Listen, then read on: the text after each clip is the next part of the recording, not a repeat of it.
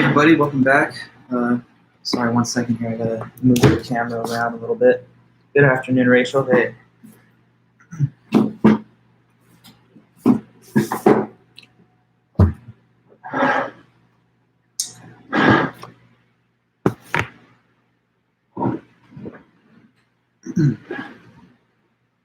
Hey there. Hi, Cameron. I'm doing good.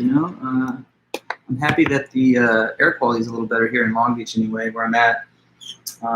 Because I'm a big runner and stuff, so like I've been having to sit it out for like 3 or 4 days because the air wasn't great, but now I think I'll be able to get it going after this lecture today, so that's nice.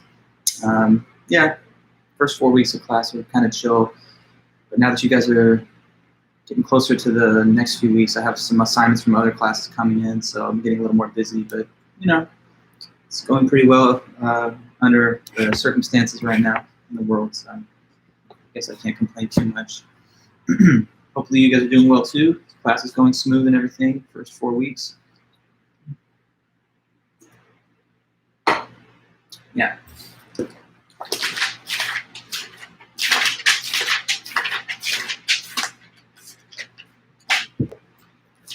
Hey, you guys.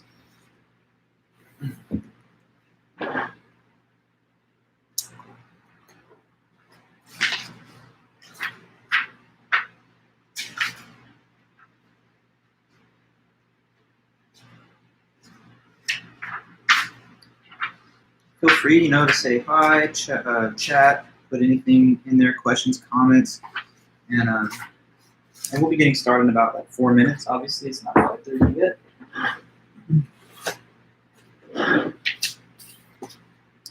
Good afternoon, or morning, evening, I don't know. Wait, what, AJ? What do you mean? Maybe you are thinking of a different, or what do you mean we're back? Maybe I'm getting confused on the membership of the different classes. This is not the same class as if you're thinking of like earlier today. Maybe I'm confused on what you're saying. My thoughts on nihilism? It's kind of funny, I guess, sometimes for people to be that way. Oh yeah, back from Tuesday. Okay, good. Thanks, AJ. Yeah, we're back. But no, people should, I think, have respect for life and value things in a deep way. If people become too cynical and nihilistic, then I think after a while it gets to a point where nothing matters to anybody and they kind of become calloused and a little cold. So to me, even if, it takes a little vulnerability to actually care about people and show empathy, and maybe means you're not like the toughest guy or whatever, it's a much better way to live. So that's, I don't know, you'd ask me for my thoughts. It's kind of hard to gather them all at, on such short notice, but that's sort of what I think. I like nihilistic art and music and film, but in reality, I think people should care about each other and take that very seriously. So, I don't know. Yeah. Hello, everyone. Good to see everybody here. Yeah, so a couple more minutes.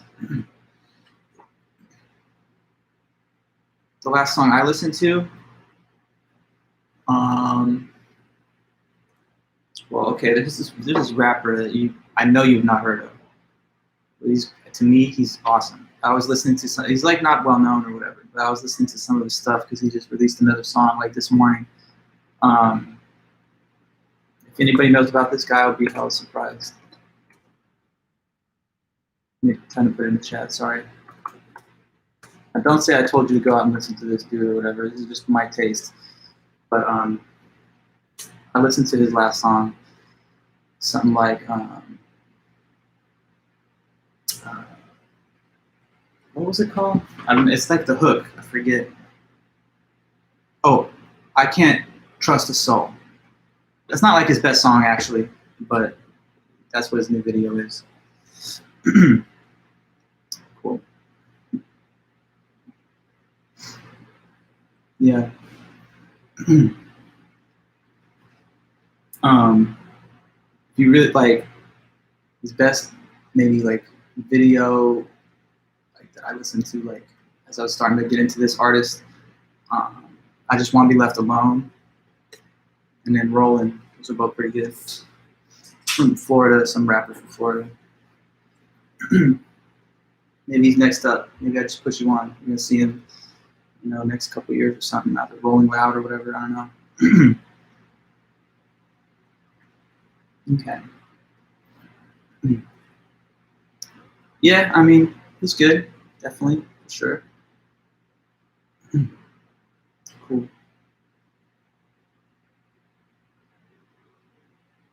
All right, nice. Got our group showing up. Just taking another minute here.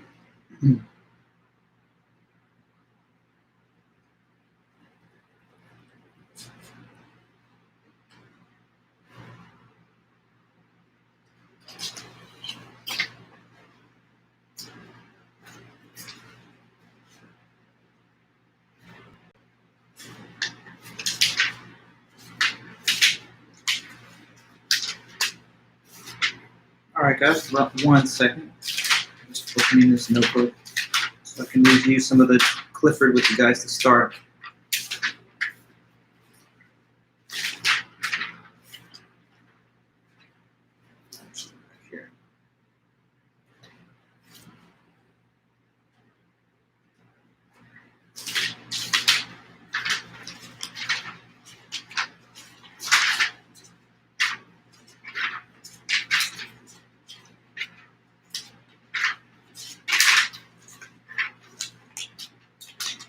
Okay.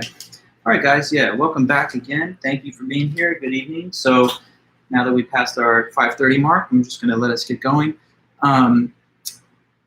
Welcome, and hope you're having a good week. Now, what we're going to try and do today is wrap up the last lecture on this topic of the philosophy of religion. Maybe there'll be a little left at the end that we'll have to, conclude on Tuesday.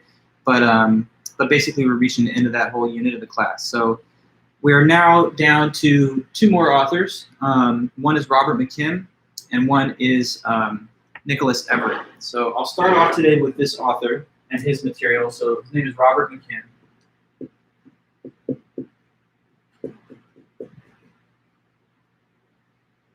Robert McKim, I think he's still living. Let me get his dates here.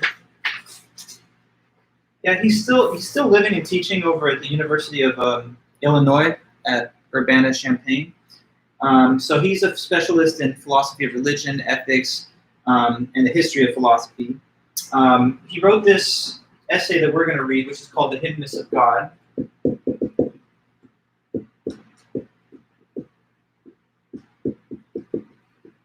And it comes from the 2001 book that he published.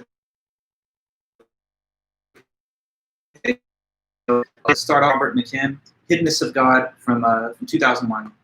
Now, before I just jump into it, though, I want to say a few last words about the last things that we did in the previous meeting. So I guess on Tuesday we talked a little about the Pascal wager and also W.K. Clifford and the ethics of belief. So one last kind of review of that. Pascal's wager makes the argument that it's just a better bet for you, basically, to believe in God as opposed to not believing. Because you have only got these two choices, to choose to believe or to choose not to. But if you choose not to believe, you might go to hell or not go to heaven in case God is real. Of course, now he might not be real, but if he's not and you didn't believe, there's nothing that you gain either. Now, on the other hand, though, if you choose to believe in God, then on the one hand, you could be correct, and if you are, then you'd be rewarded with the paradise of heaven. But if you choose to believe in God and he doesn't exist, which is also possible, then there's really not much that you've lost apart from, I guess, the time that you spent practicing religion in your life. So he says, if you got to take a choice one way or the other, why not just choose to believe, since it kind of insures you against the possibility of either hell or the deprivation of heaven. We did the whole Punnett square thing, right? I showed you guys how you can kind of model this on a little game theoretic matrix of outcomes combined with betting stances. So he compares it to a coin flip. He says, if you flip a coin, there's only two faces that could show up, which is heads or tails. You don't know which one it will be, but you know one of them has to land. So the question of whether to believe in God, he thinks, is parallel, because with God, he argues there's no way we could ever know whether he exists or not. We couldn't prove it. We could not disprove it. So we'll never have proof one way or the other. But we know it's one or the other. We know that it either exists or does not. So similar to the coin flip, it's like picking heads or tails. And that wager, he says, is one that you couldn't avoid. It's a forced wager. Everyone must take a stance. Even if you choose not to take a stance, that's like declaring that you don't believe or not avowing that you do believe. Okay. From there was W.K. Clifford. So a quick summary of Clifford. Clifford gave this example of a ship owner. The ship owner case is a case of, let's say, a man who owns a very damaged, decrepit ship that's falling apart and has, a lot of damage. So it's likely to sink to the bottom of the ocean if it's ever allowed to sail out. He knows that. He knows it's very dangerous, but he kind of wants to believe that it can make one more journey. And so he convinces himself of that, not based on the facts and the evidence that he's aware of, but instead just going off of his hope and his wishes that it would work out, his desire. So as he argues, that's wrong, that's immoral. Now maybe the ship will sink, and if it does, everyone knows he did something wrong because he let it sail with full knowledge that that was dangerous. But even if it doesn't sink, he says, it was still wrong that he allowed that to happen because he was taking a risk with people's well-being and safety, and he did that knowing full well based on the evidence that it could have turned out badly. So like same with like a drunk driver kind of case. If the driver's drunk, they shouldn't be driving. If they hit people, definitely you can tell they did something wrong. But even if they get away with it and don't hit anybody, nobody would say that that's fine and that's perfectly okay as long as no one gets hit, because it's still taking risks and the person knows that that's risky and dangerous behavior. Okay, so the moral of his little story there is it's wrong for people to believe things without good enough evidence. And he even takes it further. He says it's wrong for anybody, anywhere, for everyone to believe anything without sufficient evidence. And so targeted by that principle is the way of forming beliefs that Pascal is asking us to do. Because Pascal says you should believe in God, but I can't prove it. Nobody else can prove it either. It's not capable of being proven. But you should just go ahead and choose to believe anyway, because maybe you're going to be right. And if you are, wouldn't that be awesome? So he's saying believe in something, not based so much on the evidence, but because the hoped-for outcome of believing in it. And that's what the ship owner is doing. He says, this ship, I want to believe it's going to come back. I have no reason to think that. In fact, the evidence shows to the contrary. But I desire for that to be something that works out, so I'll believe in it. When you don't have evidence to back up the thing you believe in, then you shouldn't believe it. That's what that's what Clifford's arguing. And that could be used as a way of objecting to Pascal, who again invites the reader to believe in God on the basis of their hope that they're right. Okay, now, and he talks about the types of harms that can come from having the credulous character. His term credulous character refers to a person that believes things without good evidence. And why would a person believe something without very good evidence? Well, it's probably because they want it to be true. You wouldn't want to believe something that sounds unpleasant, right? So a lot of times people will choose to believe in things that sound comforting, that make them feel better, even if there's no evidence, or even if, even worse, there's evidence against it that kind of makes it seem like it's not true. But if you just choose what you want to believe based on what you hope is true, then you're doing a disservice to yourself and to your fellow man. Because he says that's going to make your own powers of judgment very weak. You won't be able to determine what's true and false, because every time something doesn't look pleasant, you'll refuse to believe it. And at the same time, you'll spread that same habit to other people who are influenced by you. And after a while, they'll do the same thing, and that phenomenon continues. Before long, we don't have a world where anybody has expertise or knowledge and nobody pays attention to evidence. And that's not the kind of world that we want to live in. So Clifford makes his case that it's wrong to believe things unless you had good supporting evidence behind it. Okay, now that takes us then to this moment right now. We're going to start going over the Robert McKim.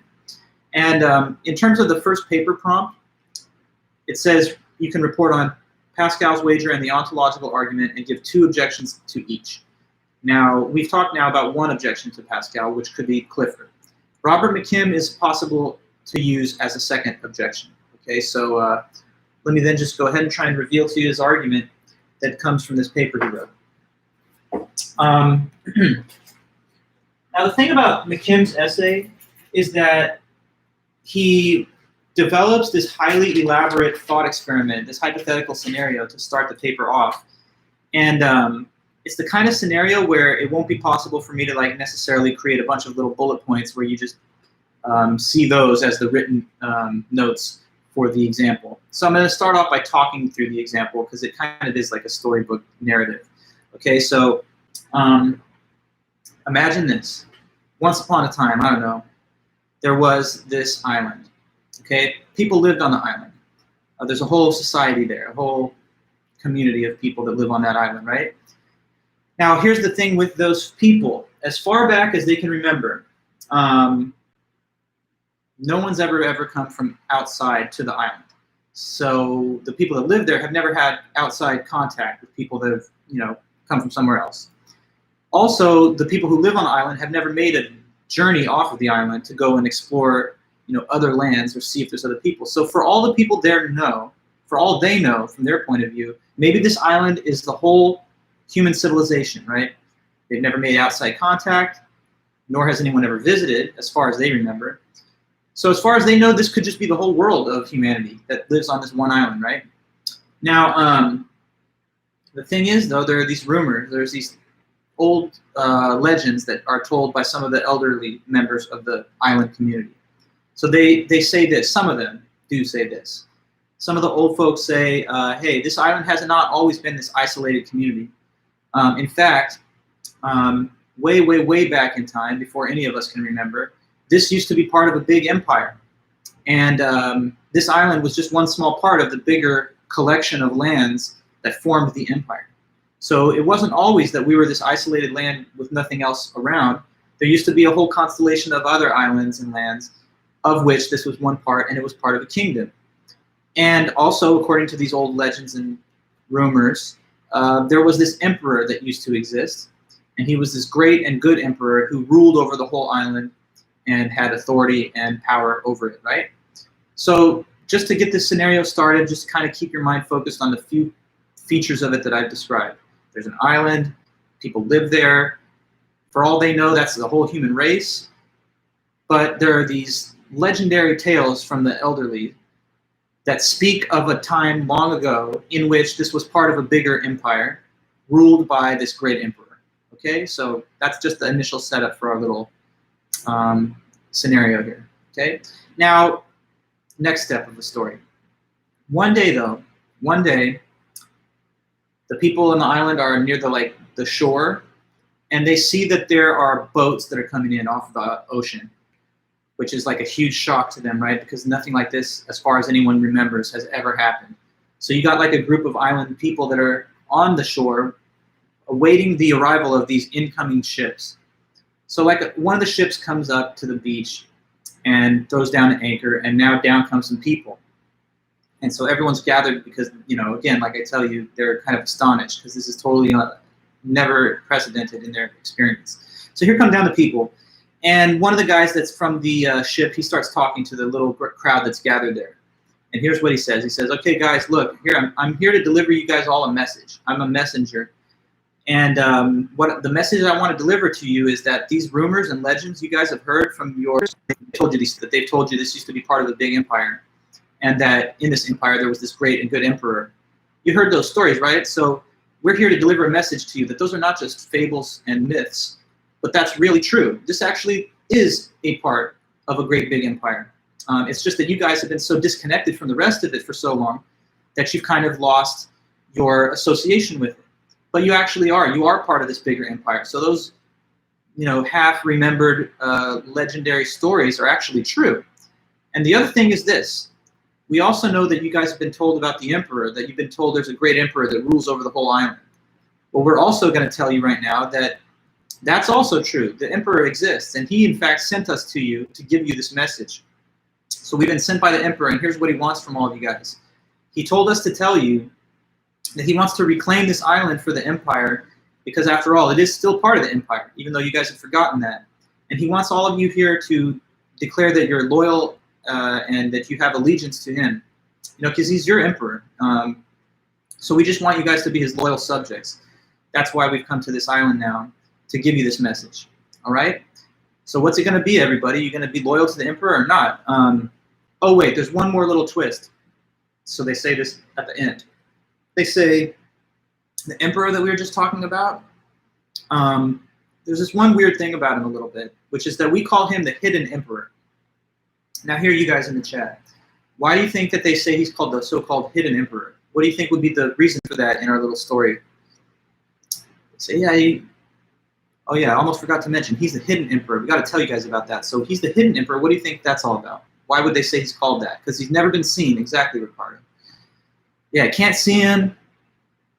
Well, do we? That's the question, right? But let's hold that for a moment. So they say to the people there, yeah, he's the hidden emperor, everybody. So the thing about him is he's amazing. Like he's never been seen by anybody, even us. Like even his most loyal followers, he won't reveal himself just out in the open to us. But we know he exists because he can cloak himself in invisibility. He can read people's minds. He can be in more than one place at a time. This emperor, he's really something special. He's something different. He's the hidden emperor. But anyway, just giving you guys a little more detail about him. So what's it going to be? Back to what we're asking you guys. Our question is, are you going to be loyal to him and declare that your allegiance is to him or not? Because that's what we're coming here to get that answer from him. Okay, so now the crowd that's there, there's like a buzz going around in the crowd, and they're talking to each other. Like, this is weird information. So people have different opinions. Some people are like, what's up with this hiddenness, the hidden emperor? I don't get it. Are we supposed to really declare our loyalty? Some people are like, it makes sense to me. So out of that little conversation in the crowd, one person steps forward, okay? Let me make sure I'm getting them in the right order because I want to make sure it's faithful to the textbook. Okay, yeah, so everyone hears it. They're kind of astonished. These guys are saying, we need you to declare loyalty to him. So what's it going to be? Now, out of that, a guy comes out of the crowd. He steps forward and he says, I want to speak to everybody for a minute. Now, there's not much description given of him in the book. It's just he's called a bearded man. I don't know why is that, because the beard, it's like that's the philosophy person. But okay, so a bearded man steps forward to speak. There he is. Trying my best, okay? So the bearded guy, he's stepping forward and he's like, all right, everybody, listen to me. All of my fellow islanders here. We need to talk. I don't know what these guys are talking about. I have my doubts. So he's like, to you folks that are saying we're supposed to declare a loyalty to the emperor, I was following you the whole way, but then when you got to the end, you threw me off with that stuff about he's hidden. What do you mean he's hidden? Why can't we see him, though? Like, you can see me. I can see you. If he really wants us to believe in his existence, this is a weird way for him to go about it. I mean, wouldn't the best thing for him to do, if he wants us to believe he exists, and he wants us to say, you're our king and you're our emperor, why isn't he just, what do you guys think he suggests? Shouldn't the emperor just simply, what do you think? What's his complaint here? Bearded guy. Yeah, just reveal himself. If he reveals himself, then there's no problem. We see him, we'll be able to easily verify that he exists, and that means that at that point, there will be no questions about it. It's kind of weird that he's saying, believe in me, but I'm not going to show you that I exist. I'm not going to reveal myself to you. So he's got doubts. He says, that doesn't make a lot of sense. Why wouldn't his existence be just as clear as anybody else's? I've never met anybody who I couldn't just look at them and tell that they do exist. And also, you say he wants to be hidden and everything, right? Well, if he's hidden, well, then why would you even want to talk about him? Doesn't he want to be hidden? So this is confusing. It's like what you're saying to me is he wants us to believe in him, but he also won't give us any evidence to make it easy for us to believe in him. So I have my doubts. I don't know. Is there really such an emperor? Maybe there's not. Okay, so he says that. Now, after that, though, another person steps forward from the crowd. And it's just described as a woman from the crowd who has a different attitude. So here she is.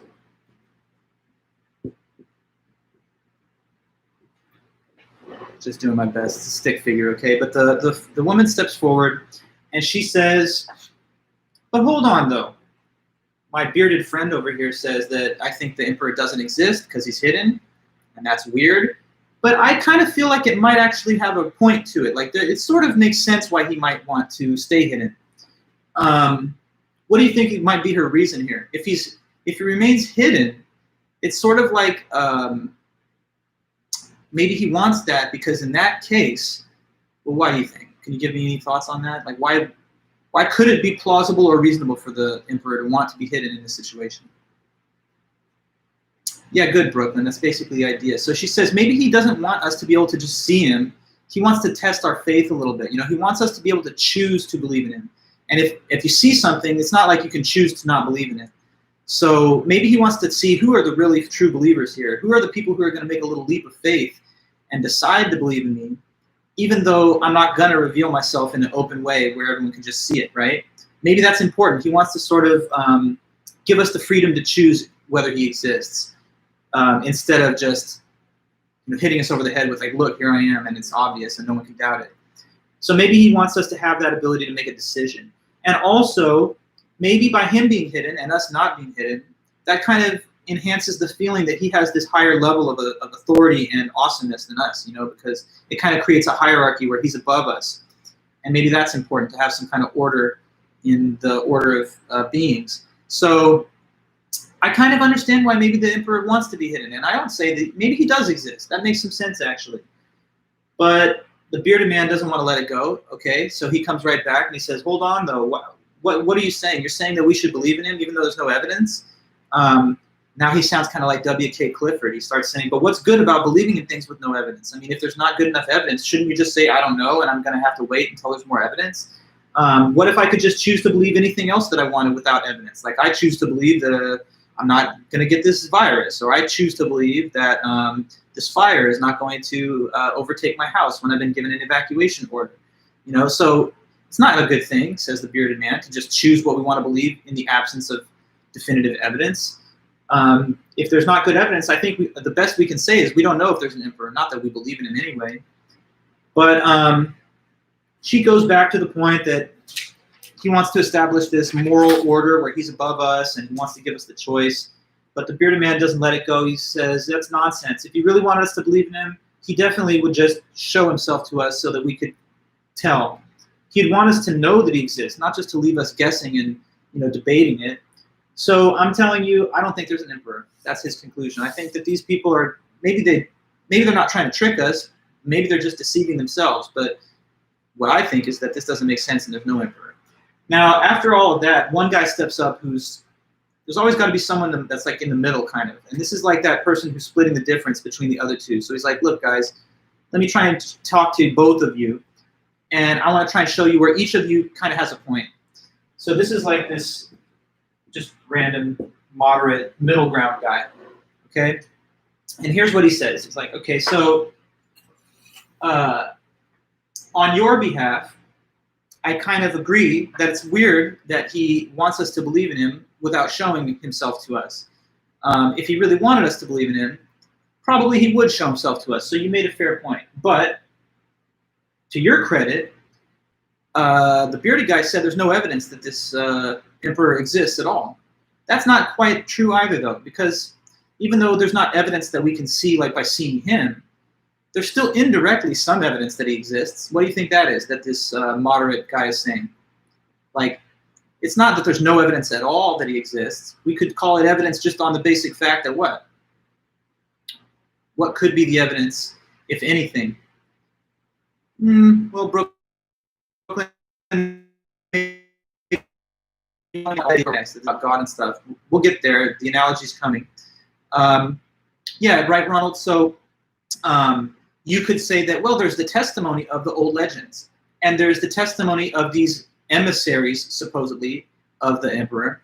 So it's not like we can see, hear, taste, touch, or feel this person with our five senses, but we're hearing people say that he exists, and that's not nothing. That's some evidence. It's kind of like, right, the scriptures, to now extend the analogy. Maybe you don't see God like just floating around in your field of vision, like here I am, and now you just know I exist. But you read accounts of people who said such things that have survived on into the current day. So he's kind of like in the middle. He says, my conclusion then is sort of like a middle ground between you guys. On the one hand, I think there could be a reason to think that the emperor exists based on all these collected stories and testimonies.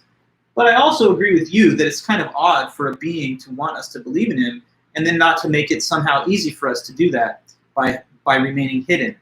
So the conclusion he has is that if there's an emperor, it's kind of like two parts. He says, my conclusion is that maybe there's no emperor, or there is, and he just doesn't even care about whether we what.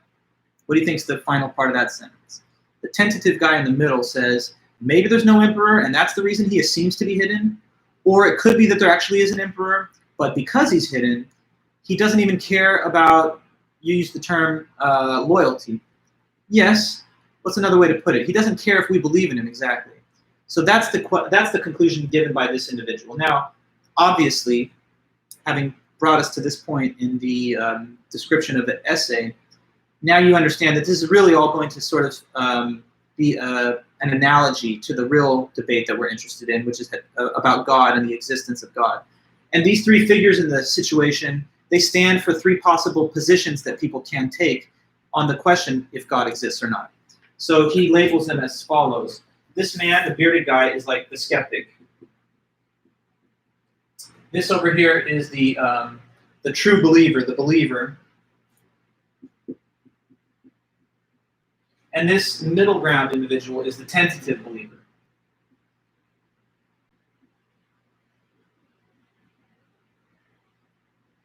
So it's like this person saying, does the emperor exist? No, I don't think so, because he's hidden and there's no evidence to show it. This person's saying, I think the emperor does exist and there's a reasonable point to him being hidden and I'm going to believe in him. And then this individual says, well, it's kind of mixed. There's not the best evidence, but maybe that's because he doesn't care whether we believe in him, or maybe it's because there's no such thing. So it could be one or the other. It could be that he exists and he doesn't care whether we believe in him, or it could be that he just doesn't exist at all and that's why he seems to be hidden. Okay?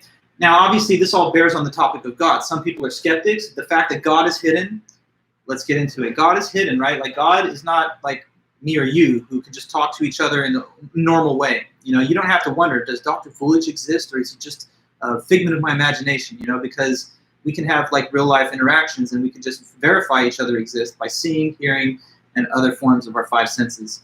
So some people, in light of the fact that God is not just outwardly apparent, will say, well, then I don't think that the being exists. Seeing is believing, but I can't see or feel or sense anything like that, so I don't believe in it. Other people will say, no, God is mysterious. He doesn't reveal himself like that to people, but it's important to him to test our faith. And then some people will say, I'm not really sure. Maybe there's no God, and that's why I can't see any such thing. Or maybe there's a God, but God doesn't really care what we do, because if he did, then he would make himself available to perceive. And then we would never debate or disagree about his existence. Now, Robert McKim is the author, and after presenting all this, he sides with the tentative believer. He basically takes the position of the middle ground guy. So his view is this: God's hiddenness is puzzling, and it might mean that there's no God, or it might mean that God does exist, but because he's hidden, he doesn't even care whether or not we are believers in God. So that's his ultimate conclusion. And after that, he provides what he calls disadvantages of God being hidden. So he states what he thinks are things that are not ideal, that are a result of God being hidden. And that if God wasn't hidden, these disadvantages wouldn't exist. So let me help you understand that part of his article now. Okay, so disadvantages of God's hiddenness. This is just according to, Robert McKim, the author.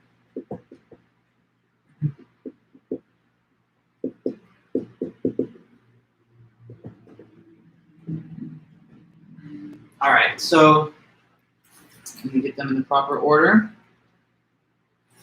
One of the disadvantages is that it makes it harder for everybody to believe in God.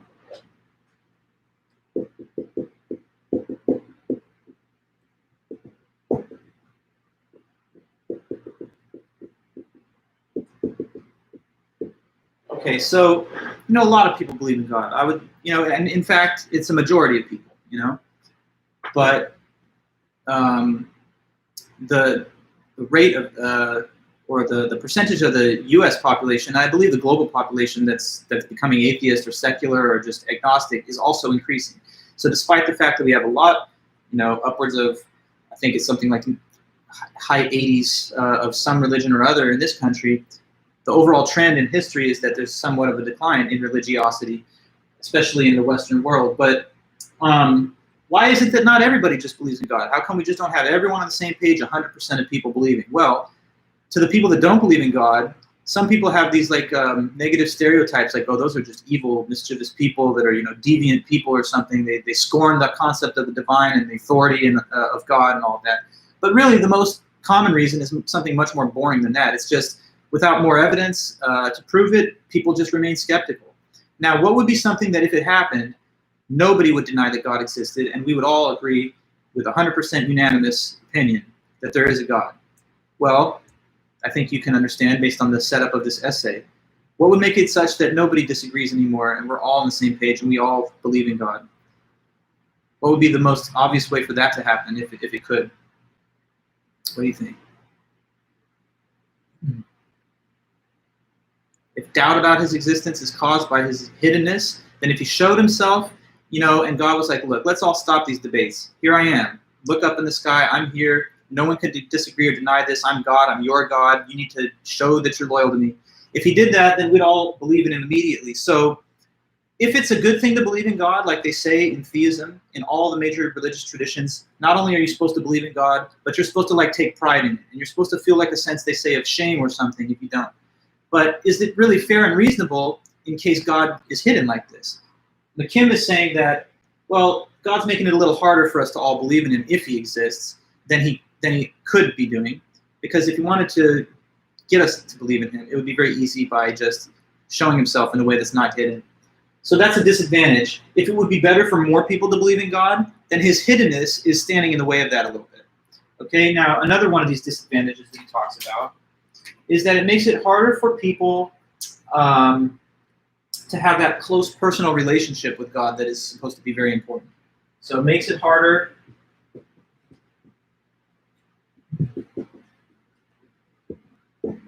to have the close personal relationship with God.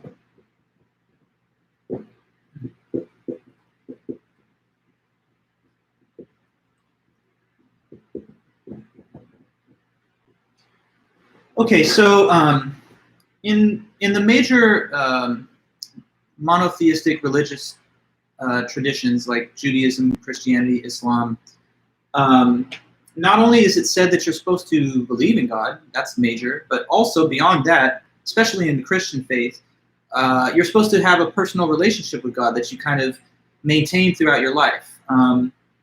But he says, McKim, that this is another thing that's a little bit more difficult for people in a circumstance where God is hidden. Because think about, like human personal relationships that are close that we have. What does a close personal relationship involve? It involves, communication, trust, the sharing of secrets, the sharing of vulnerabilities, right?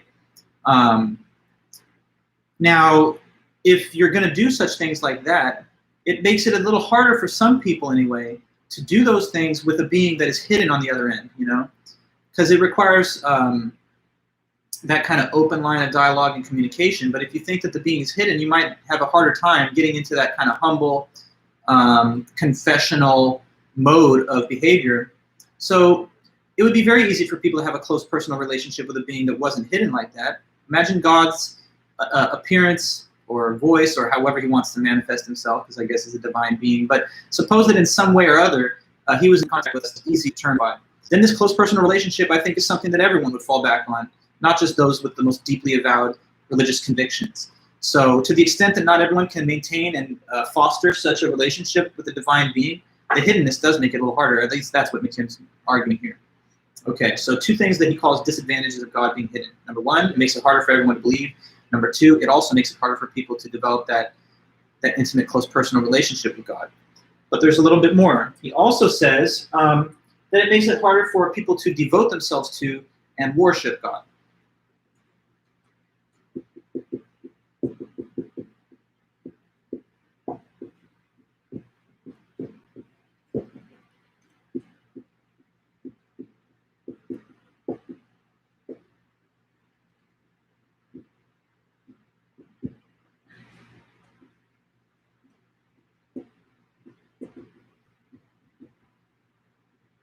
It makes it harder for people to devote themselves to and to worship God.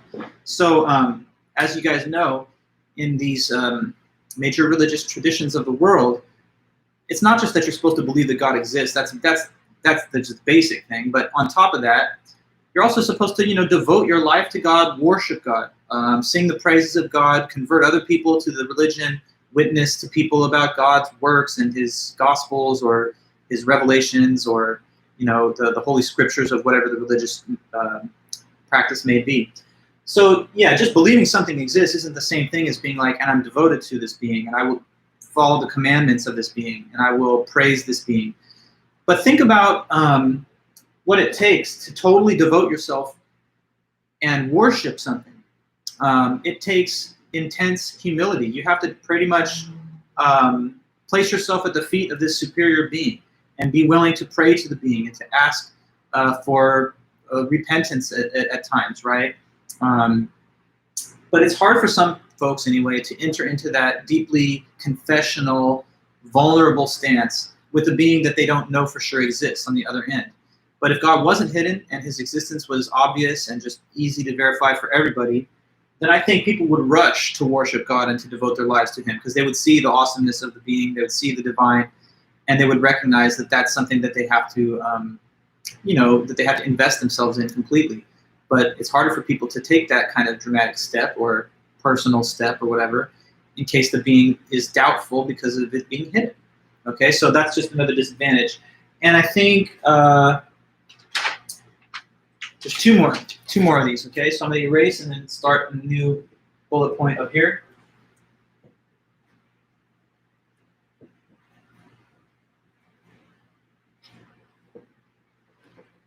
So there's also the fact, or he argues the fact that it contributes to social conflict and disagreement between people.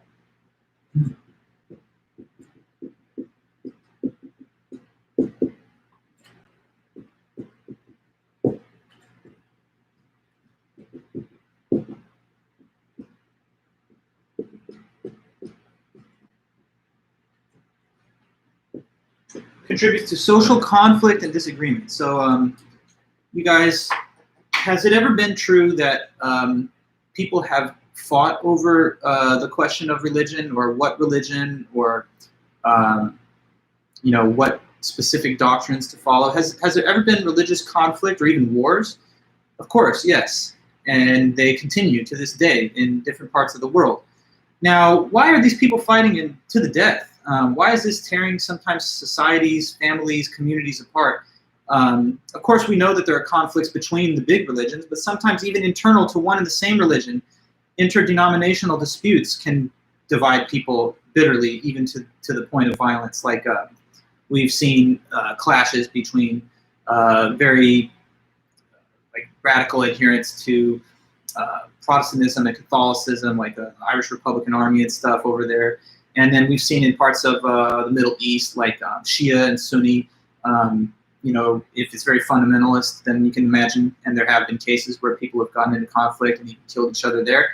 And we've had the Crusades and, on and on and on into the past. So certainly religion is a subject matter that people will fight and die over in these bitter disputes. But what would be something that would cause people to stop having all these fights and disagreements? Well, if God was out there and he was just in the open, and he could say, look, let me dispel all the controversies about what manner of faith that I want you to practice and what my message to humanity is. If he stays hidden, then people can just kind of sit back and fall back on their different interpretations, but there's no referee, as it were, to clarify all these disputes and to tell people what the right answer is. So not having that clarity and certainty leads people to believe that they've got the proper interpretation and they are, therefore righteous and capable of even oppressing or marginalizing people of different faiths. So if God wasn't hidden, basically people wouldn't fight so much about religion because we would have a universal religion based on the words of God that he speaks to everybody that can just see him out in the open. So being hidden creates the space for the doubt and disagreement about what he really wants and what he really said, or even if he exists. So that enables the conflicts and disagreements that we're talking about. Okay? Now, the last one is that it allows, he says that it allows for con artists and frauds to operate without being exposed. So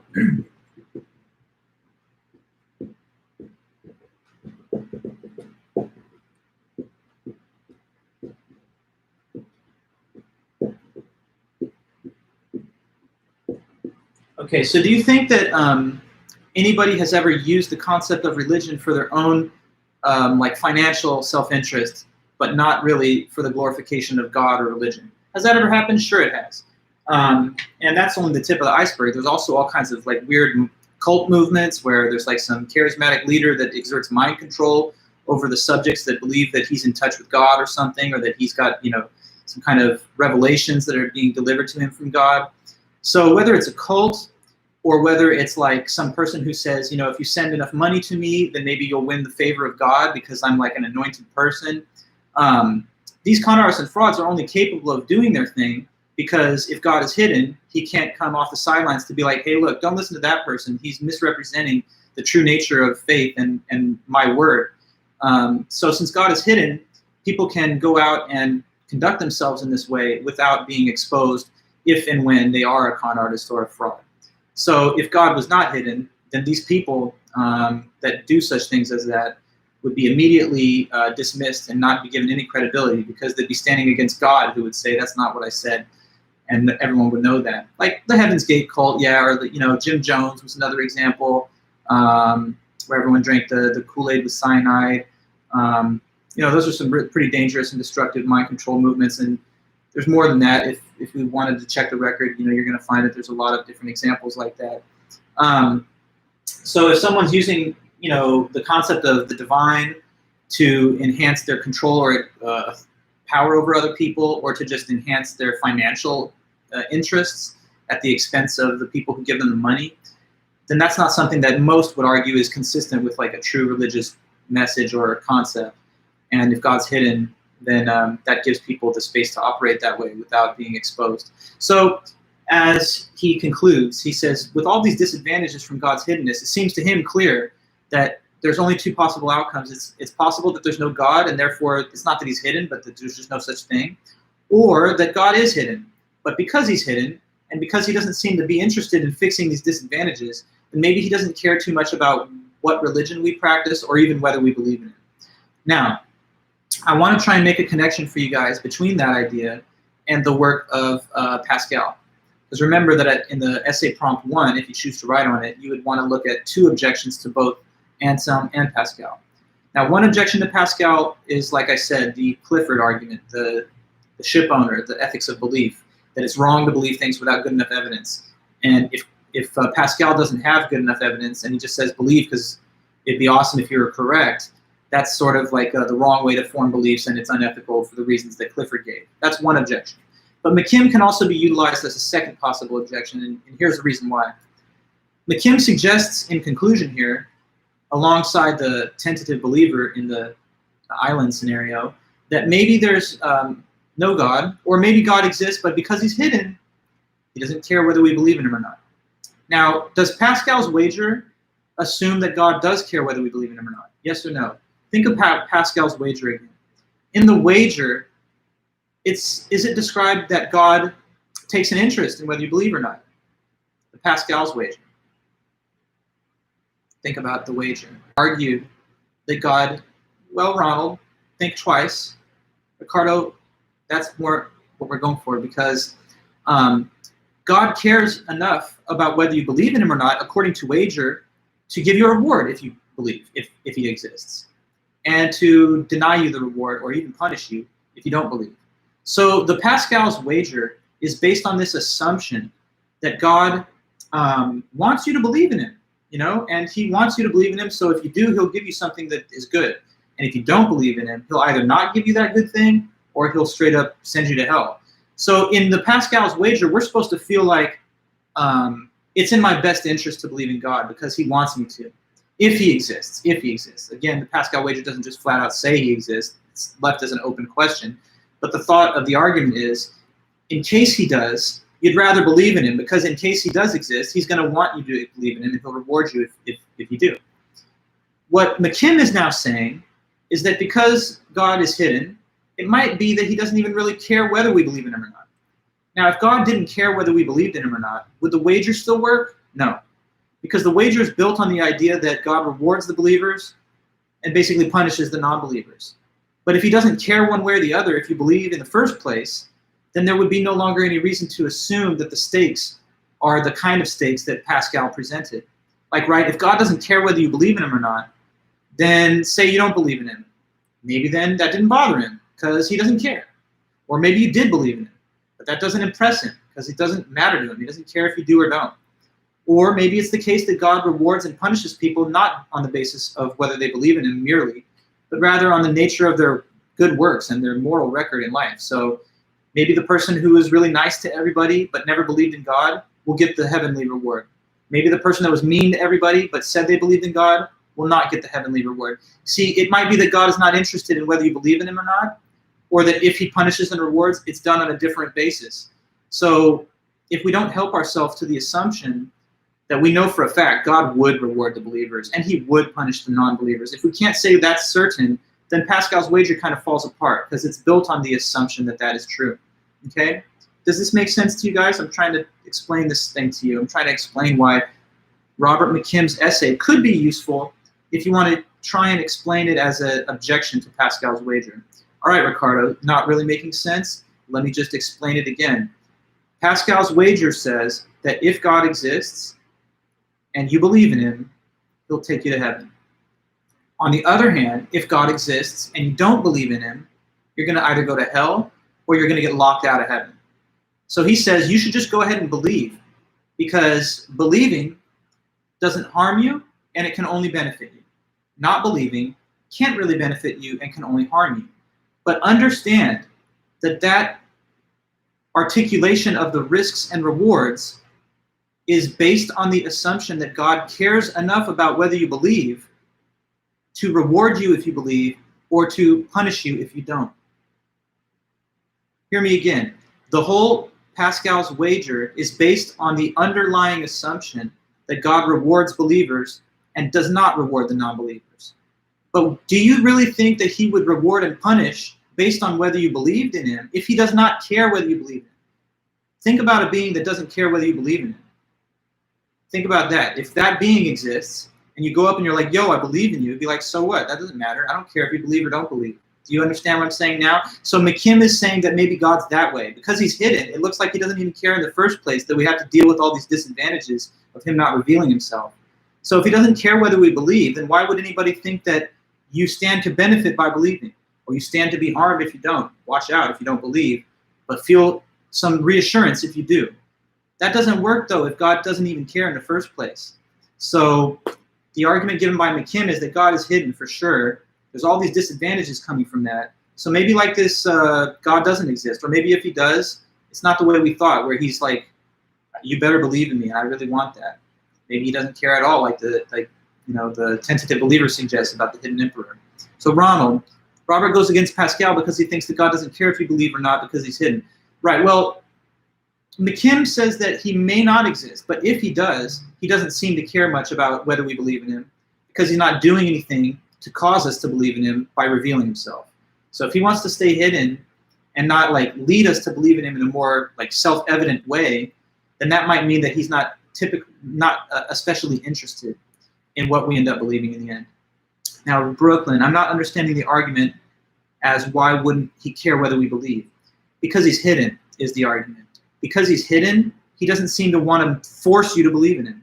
If he doesn't want to force you to believe in him by revealing himself, then maybe he's not interested in whether you do or don't.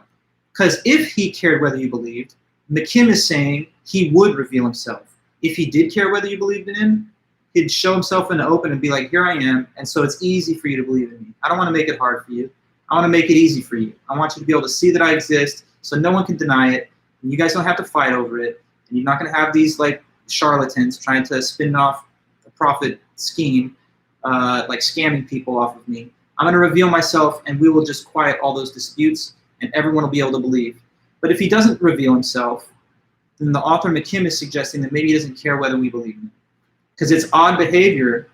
Like if you wanted somebody to believe in you, do you really think that you'd hide away in a way where they could never hear, see, feel, taste, touch the person at all? Like obviously, to get a being to believe in you, you'd want them to have some reason or some evidence. Yeah, so Rachel, so for Pascal's argument, we can also use Clifford or McKim's. Yeah, so for Pascal's wager, the two objections, you could use either of these. And it's also possible that you can weave together an objection from the author that comes next. Or if you really have an original objection that you can clearly state, then that might be okay for one of them too. But I would argue that the two most straightforward objections in this book are coming from like either Clifford or McKim. Okay, good. I'm hoping that that makes good sense to you then, Brooklyn. Yeah. He'd pop up if he cared that we believed in him to prevent all the disadvantages, exactly. Since he's not interested in preventing the disadvantages, it seems like the condition of man and whether he believes in him or not isn't like on his mind or something. So if he doesn't care whether we believe, then why would anyone think that the wager poses risks when you don't believe, you see? It just undermines the whole presentation of risk and reward that is assumed to occur when you either believe or don't. Now, my way of looking at the Pascal wager, an objection that I've always had, is this. He seems, Pascal, to sort of contradict himself a little bit, because when he starts off the essay, you remember where he said, no one will ever know or be able to prove that God exists, because if he does, he's way beyond our comprehension. We would never know much about him. He's so infinite and vastly superior to us that we would never be able to like have any in-depth understanding of him, and certainly not to prove that he exists. So in the beginning, it's like he's saying, no one can know anything specific about God because he's way beyond our mind. But then later, just after that, he says, but hold on, I know this much for sure about God. He punishes non-believers and he rewards believers if he exists. But which one is it? Is it that we don't know anything about God because he's so awesome and ultimate? Or is it that we definitely know specific details about how he deals with people in the afterlife and how he dispenses with their immortal soul? So at the beginning, he's saying nobody knows anything.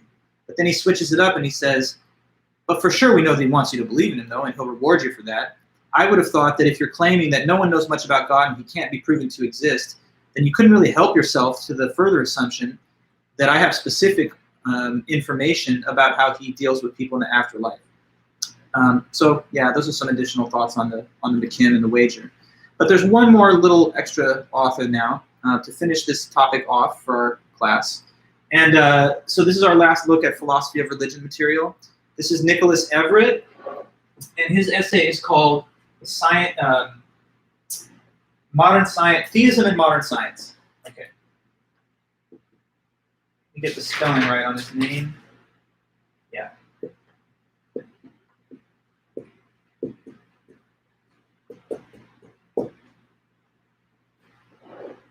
You could probably just email Robert McKim. He's probably still alive. Just be like, yo, what did you mean by that? But anyway, just kidding. But it'd be fun. I used to do stuff like that sometimes in like college and grad school when I was reading essays by living authors.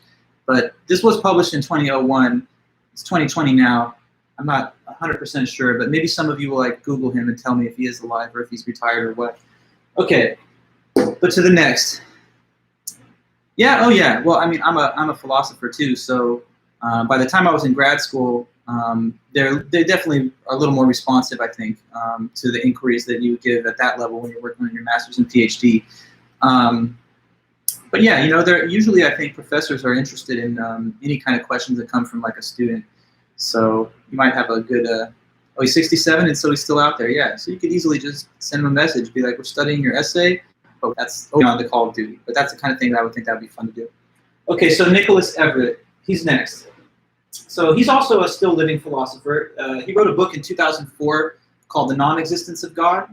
And this comes from that book. So this is from 2004. And it's Theism and Modern Science.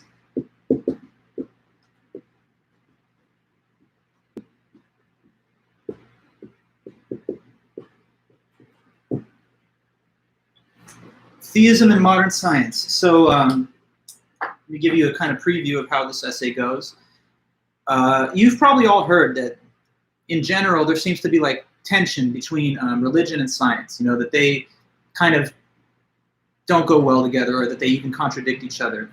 Like, of course, there's this idea that if you're a thoroughly scientifically minded person, you're a scientific realist, then you're not going to be the most religious person. Or if you're like a super devout faith-based religious person, then you're not going to be too much in the grip of the scientific consensus. So yeah, generally speaking, people think of religion and science as kind of being somewhat opposed to each other. Now, this is something that not everyone agrees with. Some people say, oh, well, under the right way of looking at it, they kind of do agree, or they're not really inconsistent with each other. But the author Everett, his mission in this paper is to make the argument that yes, there really are conflicts between religion and science. And he wants to try and present to us in this paper what those major contradictions between religion and science are. As he argues, this universe that we're in, when you investigate it scientifically, it doesn't appear to be the sort of universe that you would have expected if it actually was created by a divine being that cares most of all about mankind. So let me try and then just give you the basics of his argument to how he gets to that conclusion.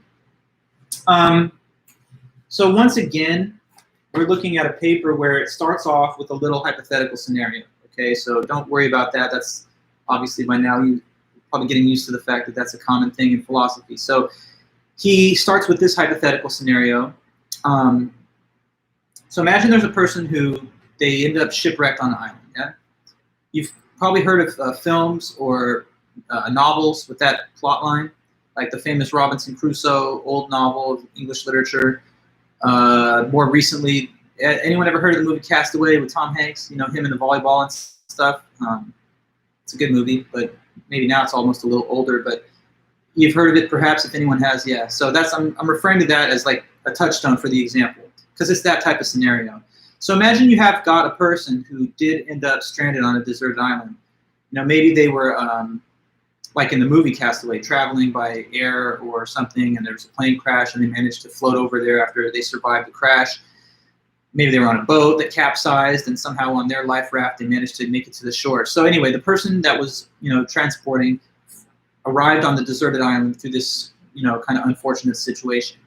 Now the person's there, and put yourself in that person's position. They're thinking maybe somebody else from the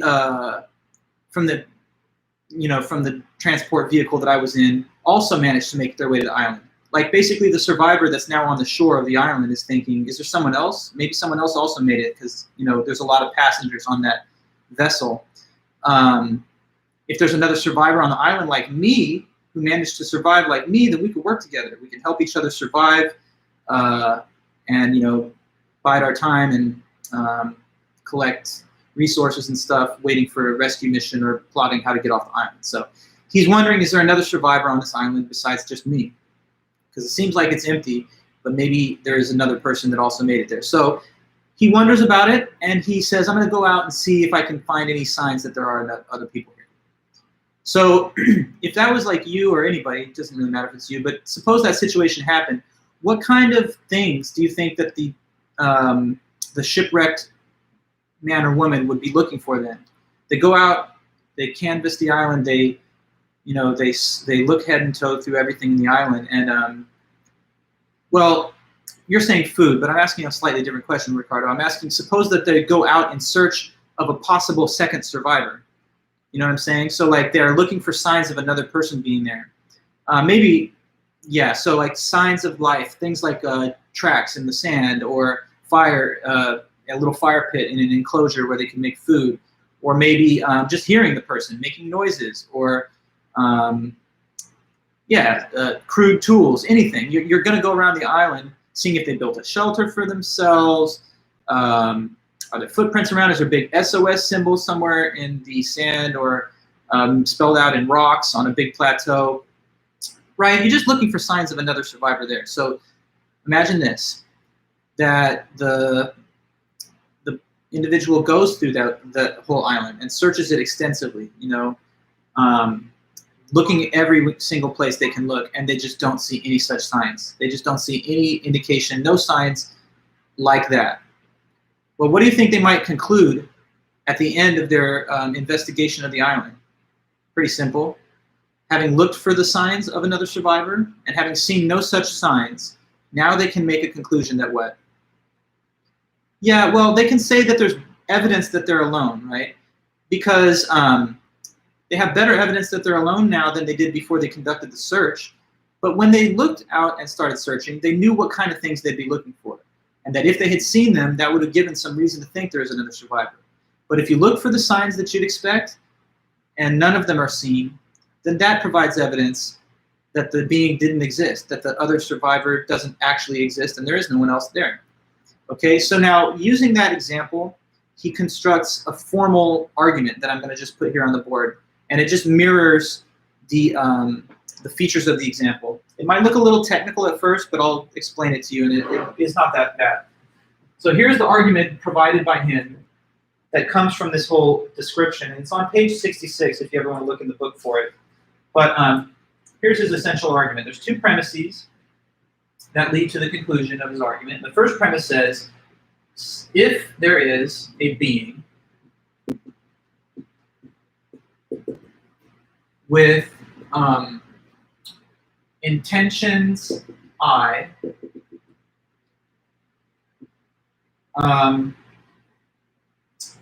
and nature N.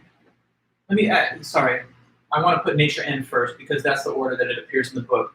It doesn't change the argument, but I want to be faithful to the text. So if there's a being with nature N and intention I, then in that case, the being will produce change C in the world.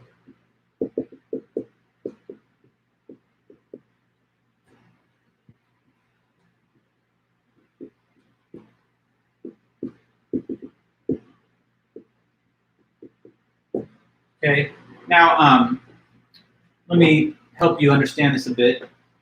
So it just says this. If there was some being that had a specific type of defined nature, and that's what the letter N stands for. N is just like a variable that stands for whatever the nature is of the supposed being. And suppose this being has intention I. Now I is just a letter which is going to stand for whatever the intention or goal of the supposed being would be. So we have it that if there is a being with nature N and intention I, then in that case, that being, if it existed, would produce change C in the world. Meaning that basically beneath all the complications of the way it's written, it says if there was some type of being that had some type of intended outcome, then you'd expect it to do certain things in this world. And those things that it would do, the expected behaviors would be change C, whatever that is. Okay, now the second premise just continues by saying that, but the world does not display change C. But the world does not display C.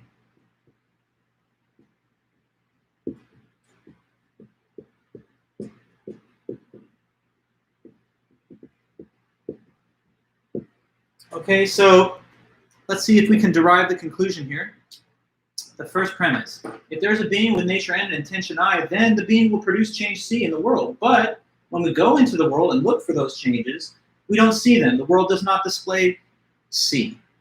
And therefore, what could be our conclusion? It would be parallel to the example of the shipwrecked sailor. And what would be the conclusion?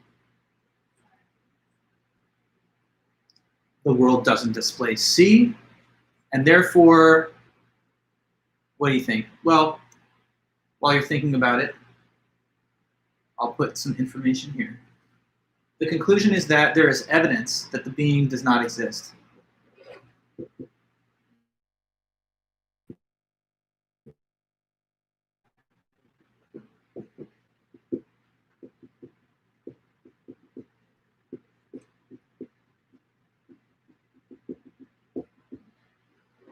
Yeah, so, well, no, not that N and I isn't there, although that's possible. Maybe the being exists, but the nature and intentions of the being aren't what you had supposed. That's possible, but more likely just the being itself doesn't exist.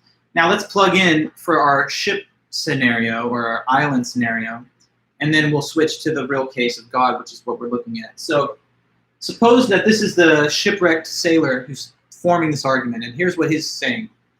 If there's another survivor who's like me, and who wants to get off the island, then that survivor would do certain things on the island, like create tracks, make noise, build a fire pit, build some tools, right? So once again, if there is another survivor who's a person like me and wants to get off this island, then they would do these things on the island that I could go and look for. But you go and look for all the signs and you don't see them. That leads you to this conclusion, that therefore there's some good evidence that that being, in this case the other survivor, doesn't exist. Okay, so even though it's like written in a way that maybe makes it overly complex, it's actually a simple-minded, I think, argument. It's just saying, if you can form some reasonable expectation of what a supposed being would do, if it existed, and then you go looking for the signs of its existence, but you don't see any of those signs, the failure to note or discover such signs when you look for them provides evidence that that being didn't actually exist. Let me give you an example from my own life, which is like a true story. Maybe that'll make it a little more relatable for you. So, okay, when I was a little kid, like a young kid, 5 or 6, like everybody, I was getting all these stories told to me around Christmas time about Santa Claus, you know? And look, already I want to make sure no one misunderstands me. I'm not trying to compare, you know, the divine being of God to Santa Claus or anything like that. This is the purposes of an example. So anyway, I had, you know, been told that Santa Claus existed, and we've all heard the same stories about how he's this, you know, legendary, mythical gift giver on holiday season who brings presents to everyone, puts them under the Christmas tree. Okay, but maybe it shows you that I was destined for philosophy, because even back then, as a little 5-year-old or whatever, I was skeptical. I was like, are you sure though? I mean, what evidence do you have? That sounds weird to me. You know, like, I'm not sure, how could he possibly deliver all the gifts to everybody in the same night? And how can he possibly transport all that cargo? I mean, that's going to be millions and millions and millions of gifts. And then you guys say to me that he flies on a sleigh, which is driven by reindeer. But you know, the cartoons and stuff show that these sleigh is flying in the air, but a reindeer's not got wings. I just don't understand how this is going to work. So I, you know, had my doubts about Santa. But I was kind of open-minded to the possibilities. So I said this. I said, okay, then, if there is this mythical gift giver named Santa who intends to deliver gifts to everyone in the world on Christmas, then there's certain things he would do on Christmas night that I should be able to see if I look for them. So Christmas night is coming up, or it's Christmas Eve. And what I decided to do, we had a chimney back then.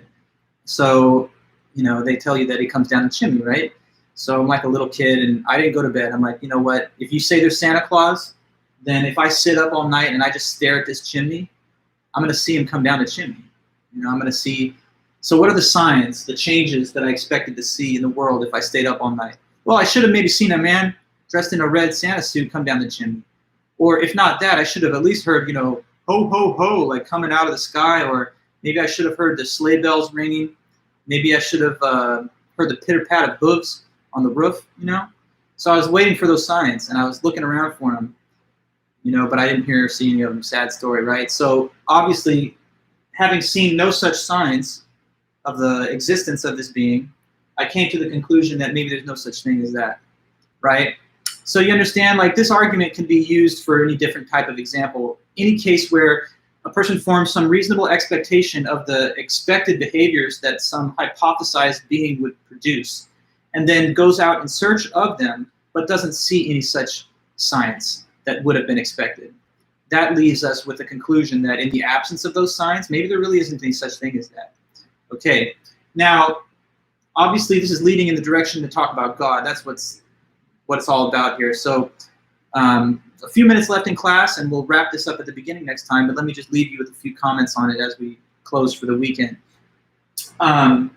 With God, he says, look, okay, if God exists, and he's this awesome, omnipotent, you know, greatest conceivable being, and he intends to create the universe just for humankind, right? Because that's what the traditional religious traditions say. They say that God didn't just make the world randomly, like just for fun, but he did it for to create a place for human beings, because we're created in his image. We're supposed to be like the children of God, the crown jewel of creation. And that's why we're supposed to, you know, have the revelation given unto us, and we're the ones that are being asked to believe in him, to redeem ourselves and all of that, and to go to heaven. So if God exists and he created the universe for the sake of humans to live in, then there's a certain type of universe that you'd expect this universe to be. Okay? So what he's saying then is that the universe that you'd expect would be one which was built for man and rotated around humankind. So, for example, we should appear early in the history of the universe. If the universe was created for mankind by God, then you'd expect that he would have made us first, because what would be the point of creating a universe and leaving it empty of humans for billions of years until finally we emerge on the surface of the earth billions of years later? So you'd expect us to appear right back in the beginning. You'd also expect that the universe wouldn't be so vastly large that we couldn't even explore most of it or do anything with most of it, right? If the world is built for man by God, it shouldn't be all on a human scale. Like, shouldn't the universe be shrunk down to size so that it's not so much more expansive than the Earth. So he says that. He says we would appear early, would be the universe wouldn't be so big compared to us. Also, we should be in the middle. We should be in the center of the universe. If it's created by God for the sake of man, then we should have center stage, right? We should have pride of place. Everything should revolve around us if we are the reason for the act of the creation of the universe. And then the other thing is we should have appeared not long after the other animals. Maybe we would have appeared after them to some extent just because we would have used them for resources and for food and clothing. But it wouldn't make any sense to create a planet and then have non-human animals on it for billions of years until eventually human beings emerge much, much later. If humans are the point of the whole thing and God created the universe for us, then once again, we should appear at the beginning of the universe, not long after the other animals. We should be in the middle, and the universe shouldn't be so much bigger than us. But that's where he says, if you look at the universe through scientific investigation, none of those things are correct according to science. So first of all, the age of the universe, it's billions and billions of years old. The most reliable dates that I've heard in the scientific community is something like on the order of 12 to 15 billion years. Now, mankind has existed, if you give a more, on a conservative estimate, maybe we've lived from 100,000 to 500,000 years in the current form Homo sapiens. But compare those two timescales. If you actually do compare them, it's like we appear in the universe in the last moment of its existence, such as the gap between 12 or 15 billion and like 250,000 years. If you were to condense down the history of the universe to a year of Earth time, then it would be parallel to saying that human beings emerged in the last 2 seconds of that entire calendar year. So we're not early arrivers to the universe, according to science anyway. We're very late to the party, to coin a phrase. We're way at the tail end of history. We've only been here for a very sliver of time if you compare it to the universe's timeline. Or if you like a spatial metaphor, suppose that we had like a 26-mile line, like the length of a marathon. If that's the timeline of the universe's history, then humans appear only in the last 1 inch of that long 26-mile stretch. So as to the point that we would have appeared very early, that doesn't seem to be correct, at least according to science. How about the other animals? It would seem that if God made the universe for us to live in specifically, and He created it with us in mind, then He wouldn't have allowed it to be such that the animals lived here for so much longer than us and that we just appeared at the tail end.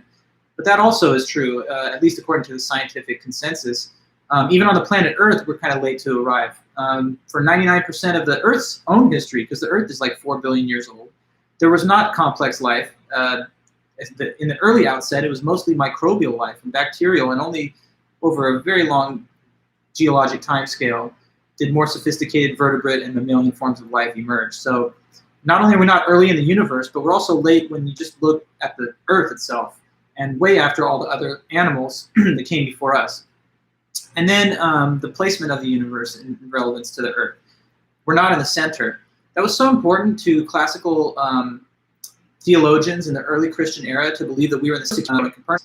For just using telescopes to examine the celestial orbits of the planets, and they determined that the Earth rotates around the sun. But that was like considered heretical at the time. So they forced Galileo to recant his testimony. They're threatening like a 70-year-old man with execution if he didn't recant his scientific observation of the planetary motions. Now, of course, today, everybody, including the church, recognizes that we live in a solar system that rotates around the sun. But that just shows you how important it actually was to preserve that idea, because it wouldn't have made sense to early Christians to think God created the universe, but He didn't even put humanity in an important part of it. Not only are we not in the center of our local solar system, but it doesn't even really make much sense to talk about the center of the overall universe because of how vast it is. So there's that. And then the last point, I guess, or maybe 1 or 2 more points, and we'll summarize this at the beginning next time, is the size of the universe physically. So like the planet Earth, in comparison to the overall size of the whole cosmos, is like a tiny, tiny little speck of dust. I mean, light years away to the nearest planet. We're about 4 light years away, I didn't mean that, to the nearest star, the next solar system. So for you to travel at the speed of light for 4 years would take you over to Alpha Centauri, and that's the closest star to our sun. That means traveling 186,000 miles per second for a full presidential term just to get to the next closest star. But there's billions of stars. Not only that, there's billions of galaxies, and there's galaxy superclusters. So the size and scale of the universe is just awesome, and it's unbelievably big. You would have thought that human beings would not have had such a tiny little, small, inconsequential space to occupy if we're the point of the whole universe existing. And you know, classical Greek thinkers and thousands of years ago did believe the universe wasn't as big as we know it is today. Some of them thought that the stars we see in the night sky were actually just holes that are poked in a shell that encases the Earth, and that's light that's shining down from the heavens, but that's not a big universe, it's just light penetrating through little holes. Anyway, you know, so the universe is much bigger than you would have thought if God made it for us.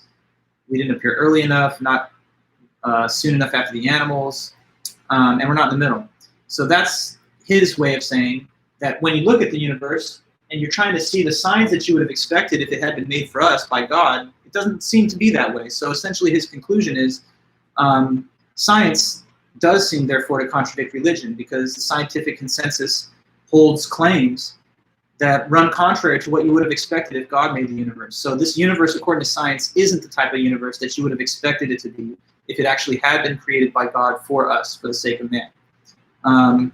And that's like the parallel to like going about the island, looking for signs, not seeing them, and then concluding there's no other survivor. Looking into the universe through scientific research, not seeing the features in it that you would have expected had it been created by God, and then maybe concluding that there's no such thing. But yeah, that's the last piece then on the philosophy of religion. So I guess we actually are all on track, and we covered it today. So looking at the syllabus, we're definitely doing well. We've covered everything so far that we wanted to, and we just couldn't continue the schedule on Tuesday. So I'll tell you on Tuesday maybe that you could also use some aspects of Everett as an objection to Pascal, because Pascal says there's no way to prove either way that God exists or doesn't exist. But according to Everett, there actually is this scientific evidence to conclude it doesn't. But you know, you can use the different objections as you see fit. All right, guys. So how are we doing? Is everything good? Are we ready to go? Are we feeling all right for today and good for your weekend? If so, let me know. Just say thanks, or you know, take it easy. Hit the like button, whatever it is. I'll see you guys then next time. Have a good weekend. If you have questions or anything else, always feel free to email me. And I guess we'll see you then soon, okay? Take care, guys. Bye-bye. Thank you.